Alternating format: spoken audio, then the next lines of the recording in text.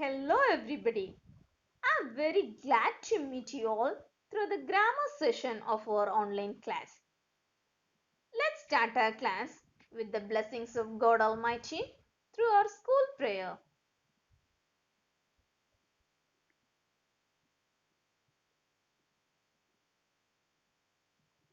Dear students, today I'm going to teach you clauses.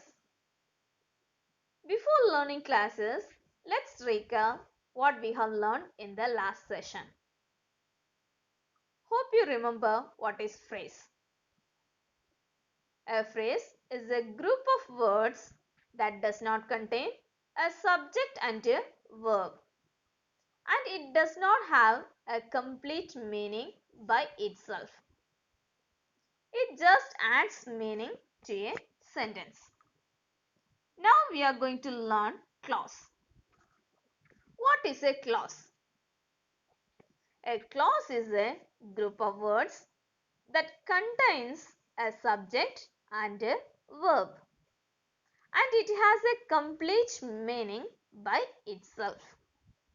For example, he plays cricket regularly. It's a group of words and it contains subject and verb. Children, can you identify the subject and verb in this sentence? Yes, very good. He is the subject and plays is the verb. So, it contains subject and verb. And just read the sentence. He plays cricket regularly. Does it give a complete meaning? Yes, it gives a complete meaning. So it is called as clause. Now we are going to learn the types of clauses. Clauses are mainly divided into two types based on the usage. They are independent clause, or we can call it as main clause, and dependent clause, or we can call it as subordinate clause. So the two types of clauses are main clause and subordinate clause, or independent clause or dependent clause. Now let's see what is independent clause. Independent clause or main clause has a subject verb combination, and an independent clause functions on its own to make a meaningful sentence. It looks similar to a normal meaningful sentence. For example, I study hard. Here, I is the subject and study is the verb, and it gives a complete meaning. So, it is called as independent clause.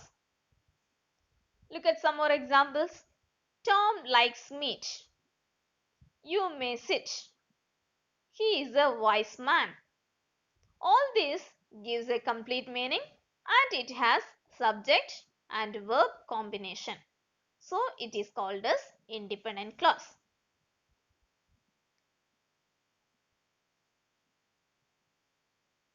Now, we can see what is dependent clause or subordinate clause. Like independent clause, dependent clause also has subject verb combination, but a dependent clause cannot function on its own. It just leaves an idea or thought unfinished. So it cannot stand on its own like a simple sentence. It always depends on independent clause to make a complete sense. Is it clear?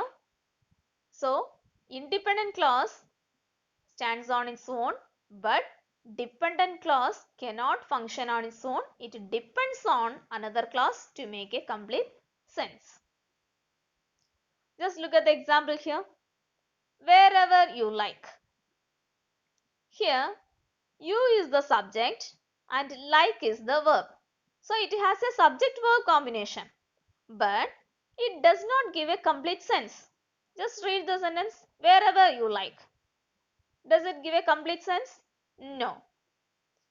And see the next one. You may sit. Just combine both the words. You may sit wherever you like. When we combine this independent clause and dependent clause, we get a complete meaning. That's why it is considered as dependent clause. It always depends on another clause to make a complete sense, to give a complete meaning. Hope you understood. Okay. We can see some more examples of dependent clause. Since the children are sleeping. Here, children is the subject or sleeping is the verb. It has a subject-verb combination, but it doesn't give a complete meaning. While the sun is out, where she was born. If you run fast, unless you work hard. All these doesn't give a complete meaning. It need another clause to make a complete sense. So it is called as dependent clause or subordinate clause. Have you understood this much, children? Okay. Now, this dependent clause is divided into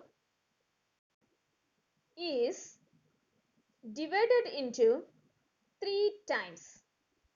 They are noun clause, adjective clause and adverb clause. Now we are going to discuss one by one. First one is noun clause. What is a noun clause? A noun clause do the work of a noun in the sentence. It too contains the subject-verb combination. For example, I fear that I will fail. Here, that I will fail is a clause because it contains subject and verb. Can you find out the subject and verb, children? Yes, very good. Here I is the subject and will fail is the verb. And the whole word is acting as the object of the verb fear. So it is noun clause. Let's look into one more example. That you have come pleases me. Here, that you have come is a noun clause and it acts as the subject of the verb pleases. Next, we will look into adjective clause. An adjective clause also contains subject-verb combination and it acts as the adjective in the sentence. It does the work of an adjective. So what does adjective do? It describes the noun, right? So this adjective clause also describes the noun. For example, see here, the umbrella which has a broken handle is mine. Here, which has a broken handle is adjective clause. Can you find out the subject and verb? Yes. Handle is the subject and broken is the verb. And it describes the noun umbrella. So it is called as adjective clause.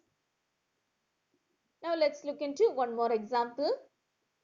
He met a girl whose eyes were blue. Here, whose eyes were blue is the adjective clause as it has a subject and verb and it describes the noun girl. So it is called as adjective clause. Have you understood, children? Okay. Now let's look into the third type, adverb clause. Adverb clause also contains subject-verb combination and it acts as an adverb in a sentence. So what does adverb do, children? Yes, very good. Adverb modifies the verb, adjective or another adverb in a sentence. For example, they rested when the evening came. Here, when the evening came is adverb clause as it contains the subject evening and verb came, and it is describing the verb rested. So it is adverb clause. Look at one more example. I will give you a map so that you can find a way. Here, so that you can find a way is a clause as it contains the subject you and the verb find. And it describes the act of giving. That is a verb. So, it is called as adverb clause. Okay, children, hope you understood what is noun clause, adverb clause and adjective clause. Now we can see this exercise. Identify the clause and state its kind.